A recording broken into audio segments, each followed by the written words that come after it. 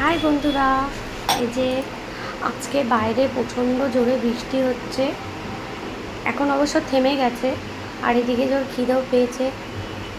তো এটা সন্ধেবেলা আর কি টিফিনের কথা বলছি।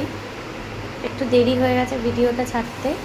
তো এখানে আমি পাউরুটি, একদম সফট নরম পাউরুটিগুলো আমাদের বাড়ির সামনে দিয়ে বেকারি দাদা যাচ্ছিলো, মা রেখেছে পাউরুটিগুলো।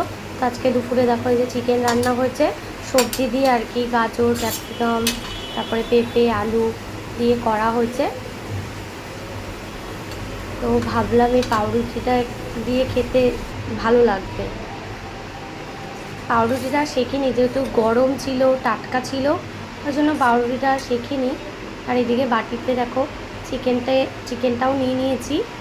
একদম পাতলা ঝোল টাইপের আর কি হয়েছে, স্যুপের মতনও লাগছে কিছুটা খেতে। তো